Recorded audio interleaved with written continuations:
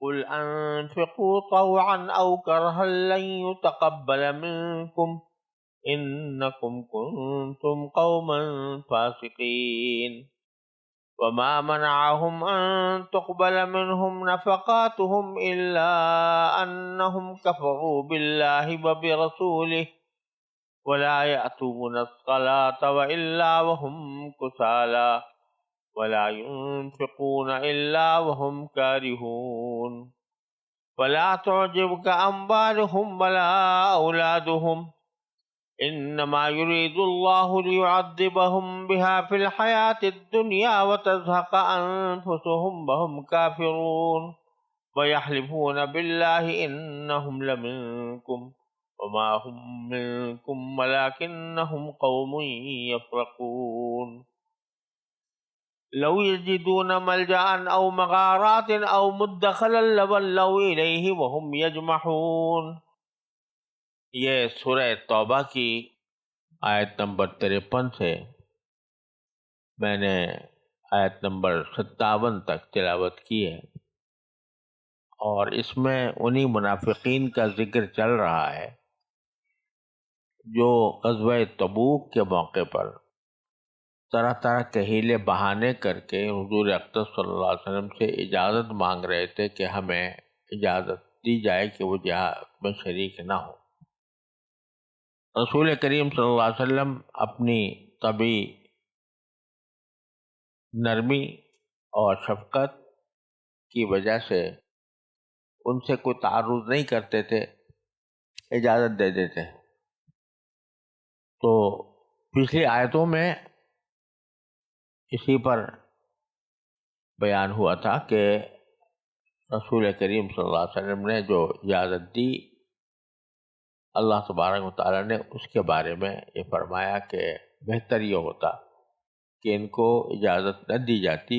یہ تو پتہ تھا کہ وہ نہیں جائیں گے اور نہ جانا ہی ان کا بہتر بھی تھا، لیکن اس صورت میں ان کے نفاق کی قلعی کھل جاتی، یہ فائدہ ہوتا. اب اسی دوران جبکہ ان کو غزوہ تبوک میں جانے کا حکم ملا تھا اور وہ جانا چاہتے نہیں تھے، تو اس موقع پر بعض لوگ ایسے تھے جنہوں نے، ان روایات میں آتا ہے کہ بعض لوگ ایسے تھے جنہوں نے کہا کہ ایک تو ہمیں معذوری ہے، فلاں معذوری ہے، اور دوسرا یہ کہ ہم سب پیسے لے لو اور اس پیسوں کے ذریعے جہاد میں ہماری شرکت ہو جائے. تو اللہ تبارک و تعالیٰ اس کے جواب میں فرما رہے ہیں کہ یہ تمہارے پیسے جو ہیں یہ اگر تم دو گے بھی تو بھی اللہ تعالیٰ کے ہاں قبول نہیں ہو، اس کو بتلانا مت. اس سیاق میں ان آیات کا ترجمہ یہ ہے کہ کہہ دو کہ تم اپنا مال چاہے خوشی خوشی چندے میں دو یا بددلی سے، دونوں وہ تم سے ہرگز قبول نہیں کیا جائے گا. تم ایسے لوگ ہو جو مسلسل نافرمانی کرتے رہتے ہو، اور ان کے چندے قبول کیے جانے میں رکاوٹ کی کوئی اور وجہ اس کے سوا نہیں ہے کہ انہوں نے اللہ اور اس کے رسول کے ساتھ کفر کا معاملہ کیا ہوا ہے، اور یہ نماز میں آتے ہیں تو کسمساتے ہوئے آتے ہیں، اور خرچ کرتے ہیں تو برا مانتے ہوئے خرچ. تمہیں ان کے مال اور اولاد سے تعجب نہیں ہونا چاہیے. اللہ تو یہ چاہتا ہے کہ انہی چیزوں سے ان کو دنیاوی زندگی میں عذاب دے اور ان کی جان بھی کفر ہی کی حالت میں نکلے. یہ اللہ کی قسمیں کھا کر کہتے ہیں کہ وہ تم میں سے ہیں، حالانکہ وہ تم میں سے نہیں ہیں، بلکہ وہ ڈرپوک لوگ ہیں. اگر ان کو کوئی پناہ گاہ مل جاتی یا کسی قسم کے غار مل جاتے یا گھس بیٹھنے کی کوئی اور جگہ تو یہ بے لگام بھاگ کر ادھر ہی کا رخ کر لیتے. ان آیتوں میں اللہ تبارک و تعالیٰ نے پہلے تو یہ بیان فرمایا کہ یہ جو پیشکش کر رہے ہیں کہ ہم جہاد کے اندر کچھ مالی طور پر شرکت کرنا چاہتے ہیں، تو یہ خوشی سے تو کر نہیں رہے، یہ تو طے شدہ بات ہے، اس لیے کہ ان کا عقیدہ ہی نہیں ہے کہ یہ جہاد ہمارے ذمہ فرض ہے، یا وہ ہمارے لیے باعث ثواب ہوگا، کیونکہ ان کا یقین ہی نہیں ہے. لہذا جو کچھ دیں گے تو اس زبردستی دیں گے کہ تاکہ مسلمان ہمیں اپنے میں سے شامل سمجھے. تو قرآن کریم کہتا ہے کہ ان سے تو اگر خوشی سے بھی دیں گے تو بھی ان سے ہم جو یہ پیسے خرچ کرنے کے لیے دیں گے ہمارے ہاں وہ قبول نہیں ہوگا، چاہے خوشی سے دیں یا بددلی سے دیں. تو فرمایا قل انفقوا طوعا او کرہا، تم خرچ کہہ دو کہ ان سے کہہ دو منافقین سے کہ تم خرچ کرو چاہے خوشی سے کرو، طوعاً کے معنی خوش دلی سے، او کرہن یا ناخوشی سے، یعنی نہ چاہتے ہوئے بھی. دونوں صورتوں میں لن یتقبل منکم، تم سے یہ صدقہ قبول نہیں کیا جائے گا.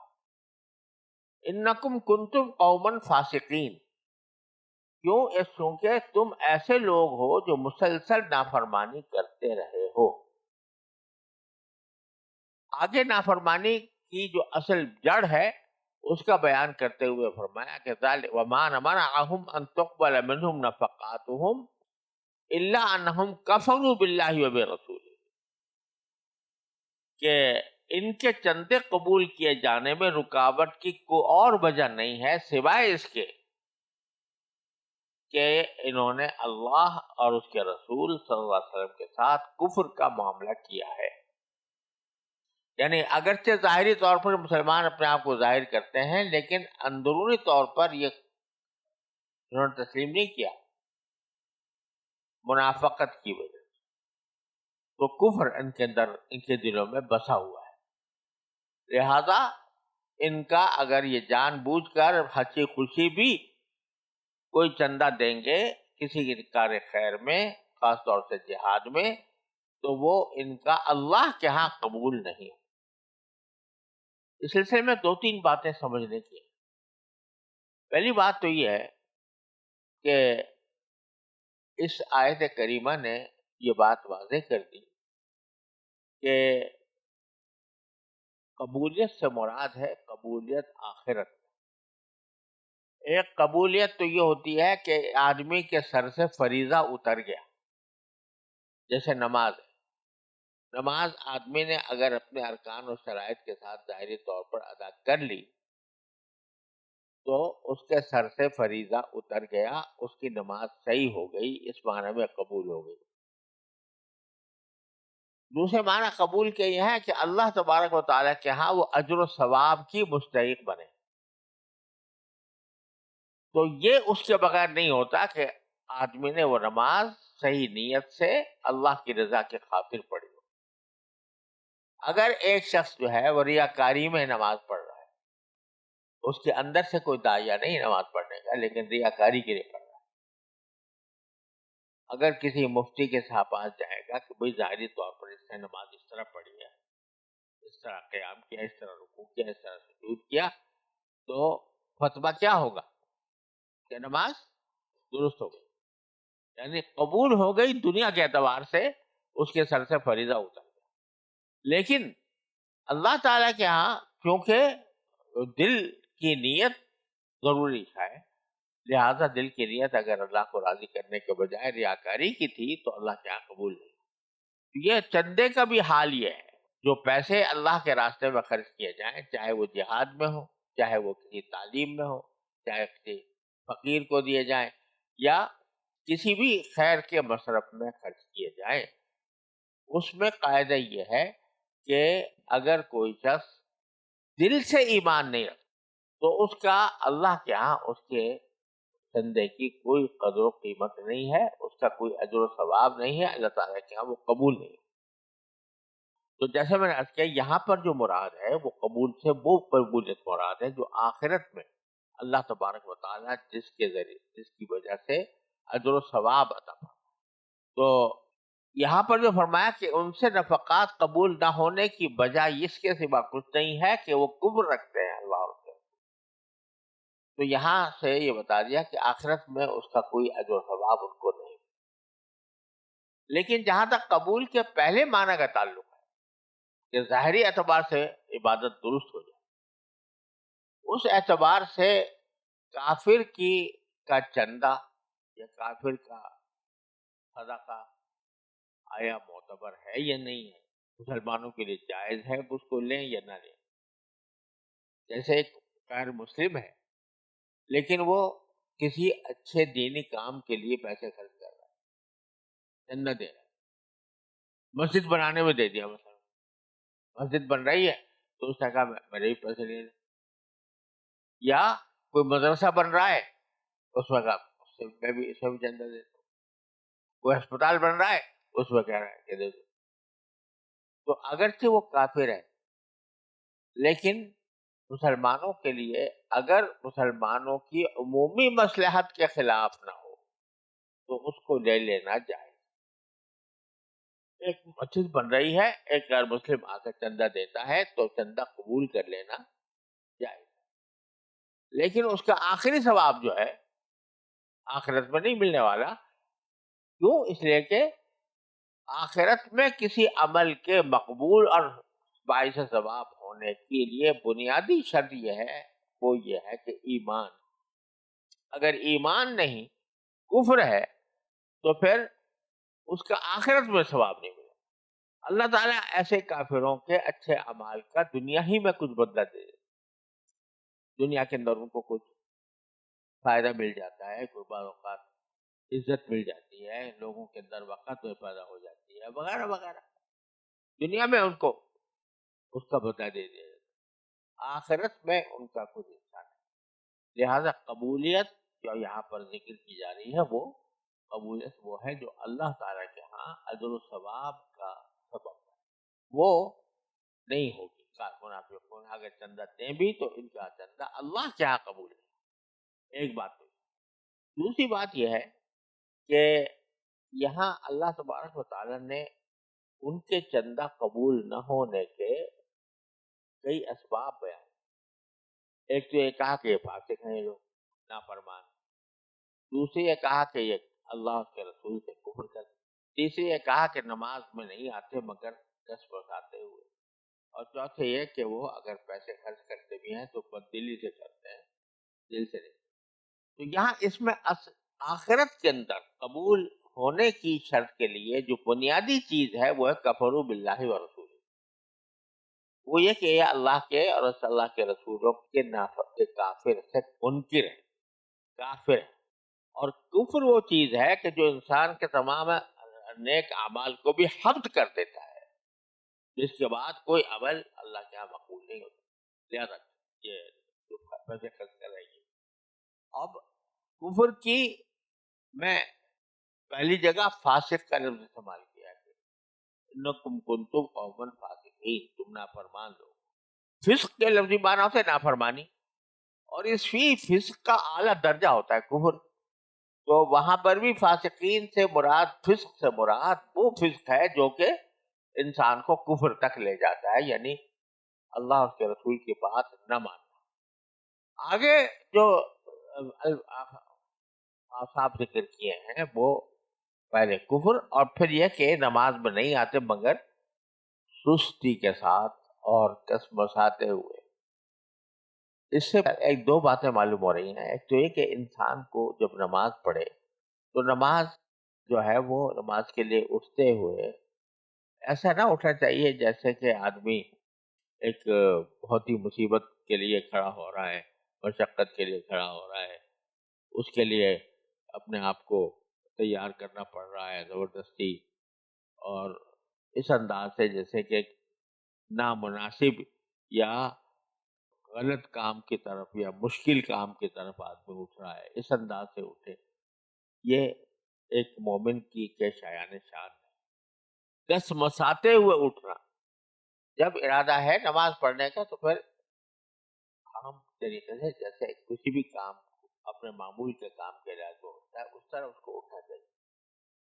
دوسری بات کہ یہ بتا دیا کہ یہ عمل در حقیقت نفاق کی علامت ہے، اور یہ جو پیچھے کہا تھا نا کہ اللہ اس کے رسول پر یہ ایمان نہیں رکھتے، کافر ہیں، اس کافر ہونے کی علامت کے طور پر بتایا جا رہا ہے کہ کافر ہونے کی علامت یہ ہے کہ یہ نماز کے لیے جب اٹھتے ہیں تو بہت کسمساتے ہوئے جاتے ہیں۔ کسمساتے ہوئے جانے کے معنی ایک تو بعض مفسرین نے یہ بتائے ہیں کہ اگر کوئی مسلمان دیکھ رہا ہوتا ہے ان کو اور نماز کا وقت آ گیا ہے، تو اب اس وقت ان کے دل میں یہ بات آتی ہے کہ دیکھو اب آخر کو دیکھ ہی لیا ہے سب میں، مجھے اب اگر نہیں جاؤں گا تو مجھے پتہ نہیں کیا سمجھا جائے گا، لہذا چلو، یہ معنی ہے قسمت۔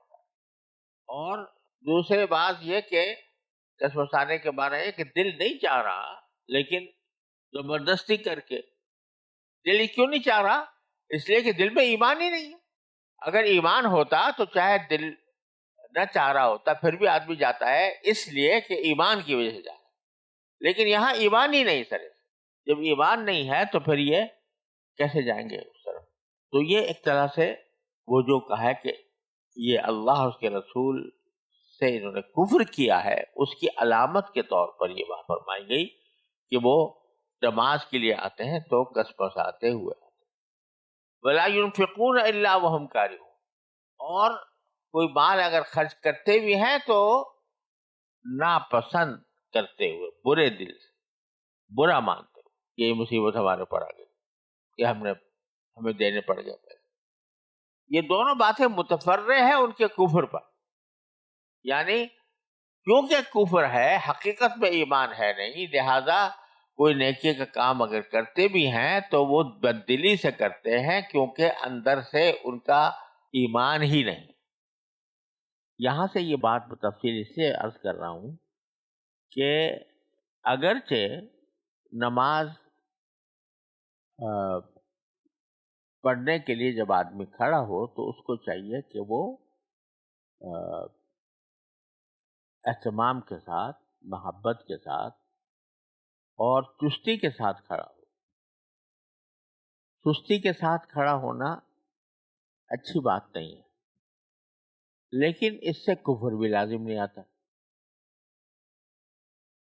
کفر بھی لازم نہیں آتا اس واسطے کہ آدمی جانتا ہے کہ مانتا ہے کہ یہ میرے ذمے ایک فریضہ ہے، البتہ اس فریضے کی ادائیگی میں مجھے دشواری یا مشقت پیش آ رہی ہے، اس وجہ سے طبیعت پہ کچھ گرانی ہو رہی ہے اور کسمساتا وہ اٹھ رہا ہے،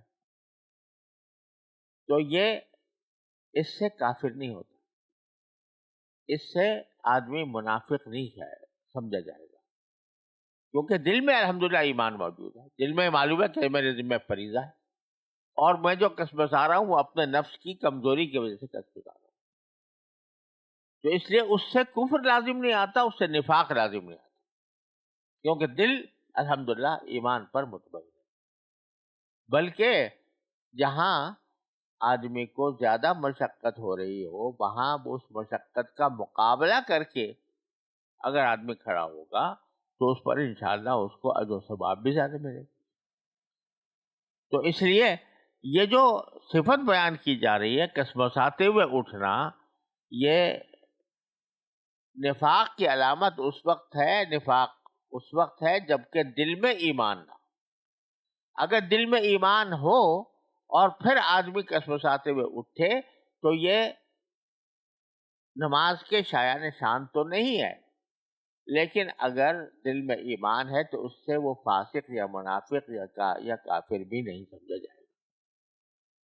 یہی معاملہ اللہ کے راستے میں پیسے خرچ کرنے کا، یہاں قرآن کہتے ہیں کہ یہ لوگ جو ہیں یہ بد دلی سے خرچ کرتے ہیں پیسے، یا یہ کہہ لو کہ ان کو اچھا نہیں لگتا خرچ کرنا، پھر بھی خرچ کر رہے ہیں۔ اب یہاں بھی وہی بات ہے، خرچ کرنا ان کو اس لیے اچھا نہیں لگتا کہ وہ ایمان ہی نہیں ہے۔ خرچ کرنا اس وقت اچھا لگے گا نا آدمی کو جب یہ پتا ہو کہ میں اللہ پر ایمان رکھتا ہوں، اللہ تعالیٰ میرے عمل کے اوپر اجر و ثواب عطا فرمائے گا۔ لیکن جب اللہ پر ایمان ہی نہیں اور اس بات پر ایمان ہی نہیں کہ جو رسول صلی اللہ علیہ وسلم نے ہمیں حکم دیا ہے خرچ کرنے کا یہ اللہ کی طرف سے ہے، تو اب جو دے گا آدمی تو محض زبردستی دے گا نا، دیکھا دیکھی. تو یہ اس لیے فرمایا کہ یہ بددلی کے ساتھ دیتے ہیں، تو یہ ان کے نفاق کی علامت.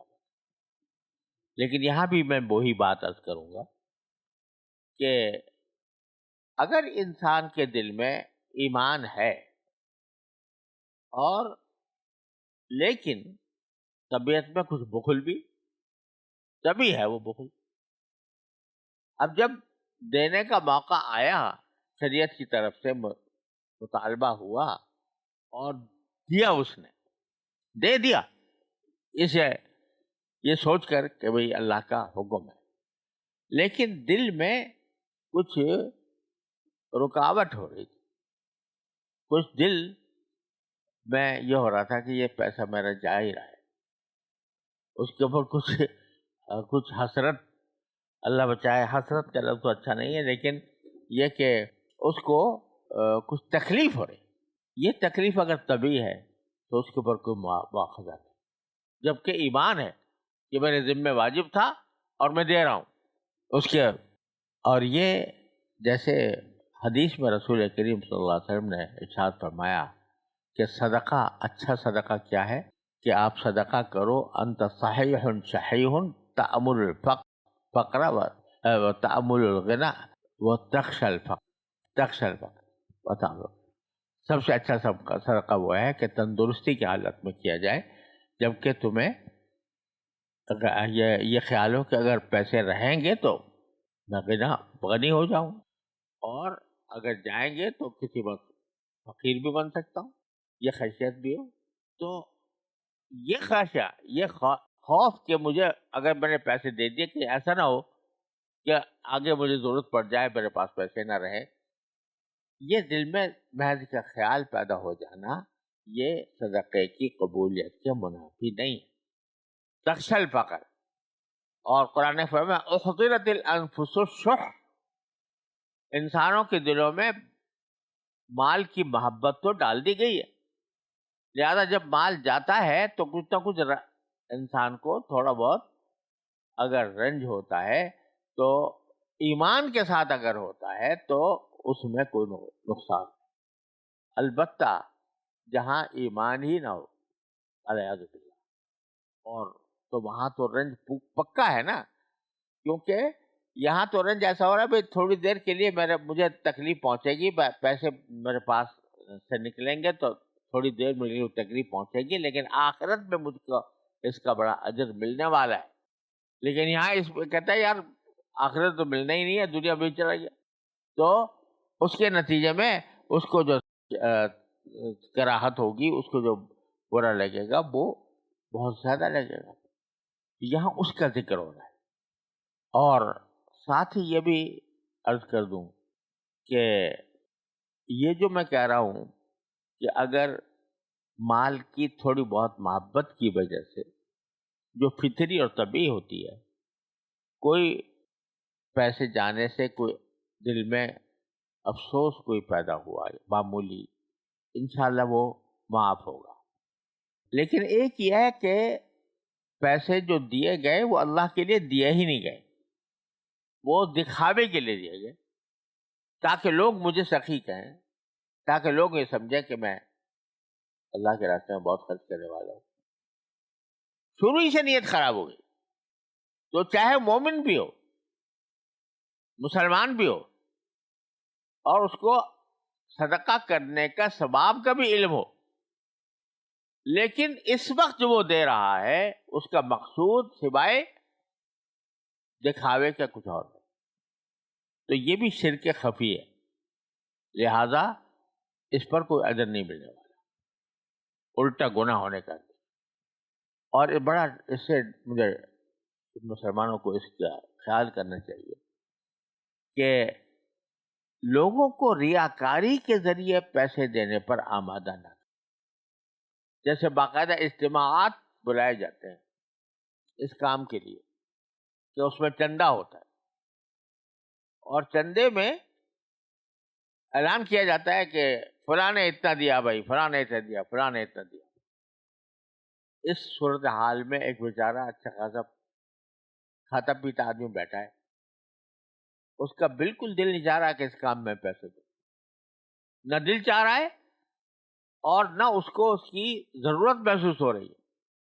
لیکن اگر میں نہیں دوں گا، اس مجلس کے اندر میں نہیں دوں گا، تو لوگ مجھے تانے دیں گے کہ تو کتنا بخیل آدمی ہے کہ سب لوگ پیسے دے رہے تھے تو نہیں دیے. اس صورت میں جو وہ دے گا وہ خالص ریاکاری ہوگی، اور ریاکاری وہ تو گناہگار ہوگا ہی. جو لوگ اس ریاکاری کا اہتمام کر رہے ہیں ان کے بھی گناہگار ہونے کا. آج کل یہ وبا پھیل گئی ہے کہ چندے اکٹھے کرنے کے لیے باقاعدہ دعوتیں ہوتی، دعوتیں کی جاتی، اور بھی کھانا کھاؤ اور چندہ دو.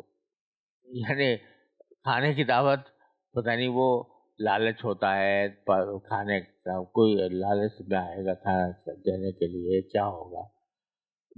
لیکن دعوت ہو رہی ہے اور دعوت کے بعد ابھی کھانا حلق سے اترا ہی بھی نہیں اور اعلان شروع ہو گیا کہ بھائی فلاں کام کے لیے اتنے پیسے چاہیے، بڑھ بڑھ کے لوگ چندہ دو. اب جس کا دل بھی نہیں چاہ رہا ہوگا، جو اس کی اہمیت بھی نہیں سمجھتا ہوگا، وہ بھی دے گا تو کیا ہوگا؟ ریاکاری. ریاکاری ہوگی تو اس کا کوئی ایک ڈھیلا فائدہ. اسی لیے حکیم امت حضرت مولانا تھانوی رحمۃ اللہ علیہ فرمایا کرتے کہ مجمع میں چندہ کرنا کو جائز نہیں، مجمع میں چندہ کرنے کو جائز نہیں. لیکن آج کل یہ وبا پھیلی ہوئی ہے، اس سے بچنا چاہیے. آگے پھر اللہ تبارک و تعالیٰ نے یہ فرمایا کہ بعض لوگوں کو یہ خیال ہوتا ہے کہ یہ سارے مال و دولت انہی کے پاس جمع ہو گئے، منافقین کے پاس، یہودیوں کے پاس. منافقین بیشتر یہودی تھے، اور یہودی مشہور ہے تجارت میں اور سود کھانے میں اور اس کے ذریعے پیسہ بڑھانے میں، دولت اکٹھی کرنے میں.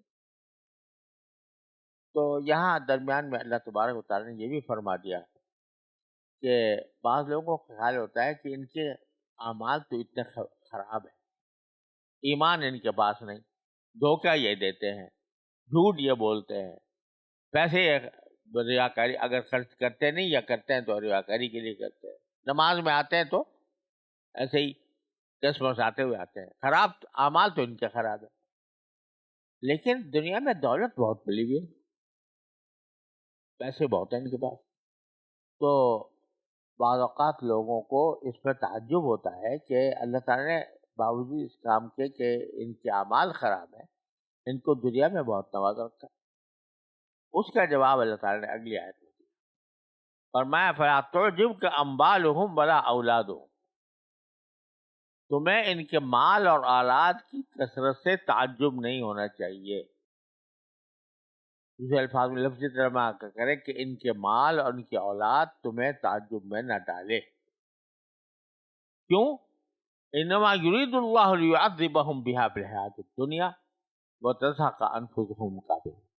اللہ تو یہی چاہتا ہے کہ ان کی جن چیزوں سے ان کو دنیاوی زندگی میں عذاب دے اور ان کی جان بھی کفر ہی کی حالت میں نکلے. کیا مطلب ہوا اس کا؟ اللہ تعالیٰ ان کے ذریعے عذاب دے رہا ہے دنیاوی زندگی میں، لِيُعَذِّبَهُمْ بِهَا فِي الْحَيَاةِ الدُّنْيَا، یعنی آخرت میں جو ہونا ہے وہ ہونا ہی ہے، عذاب اللہ.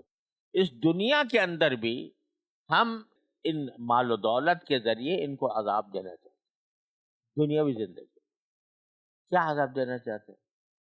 عذاب یہ دینا چاہتے ہیں کہ ان کی سوچ بچار دوڑ دھوپ سب چیز کا محور پیسہ ہو، پیسہ ان کی منزل مقصود بن گیا. اب پیسہ جو ہے نا وہ خود ایسی چیز تو نہیں کھا لے اس کو آدمی، یا پیاس لگے تو پی لے.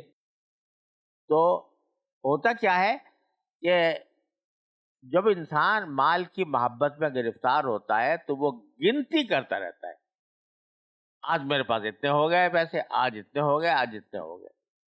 جمع مالا وعددہ، قرآن کریم فرماتا ہے کافروں کا حال ظاہر کرتے ہوئے، مال جمع کرتا ہے اور گنتا رہتا ہے، آج اتنا ہو گیا، آج اتنا ہو گیا، آج اتنا ہو گیا، آج اتنا ہو گیا. تو اس گنتی سے خوش ہو رہا ہے.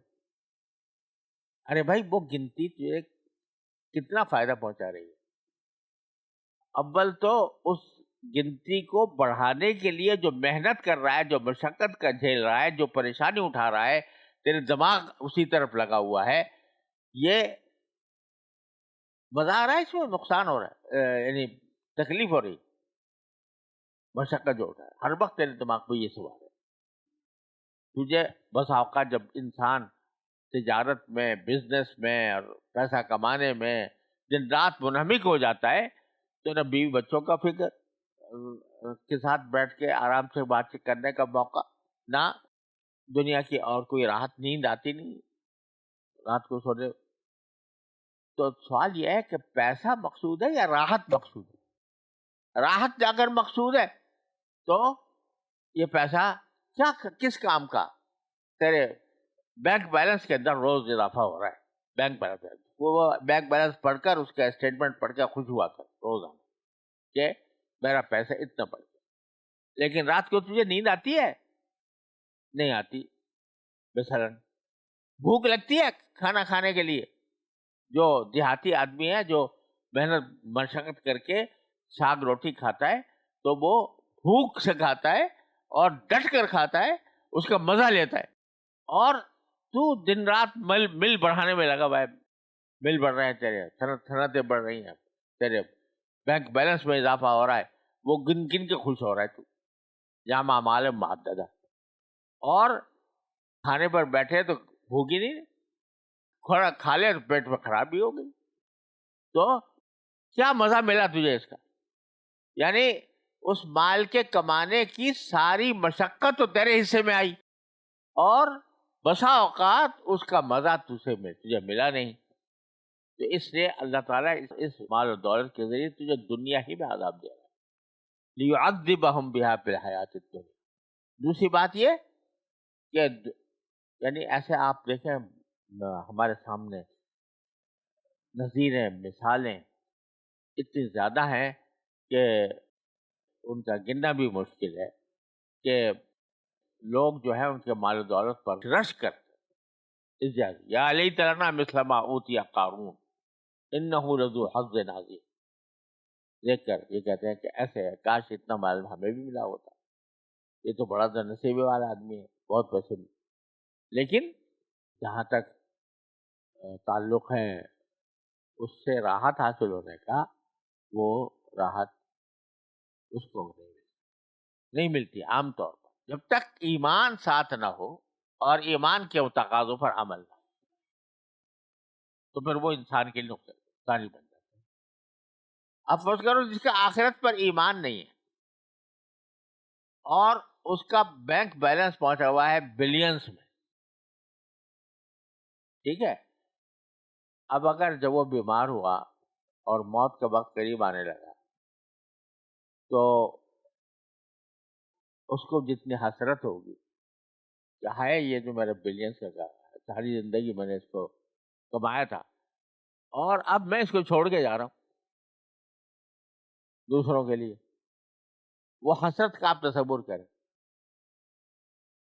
ایک مومن کو تو یہ پھر بھی ہے کہ میں جو کچھ چھوڑ کے جا رہا ہوں وہ میرے ورثہ میں تقسیم ہوگا، اور اس ورثہ میں تقسیم ہونے کا، شریعت کے مطابق عمل کرنے کا بھی مجھے ثواب ملے گا، آخرت میں ملے گا.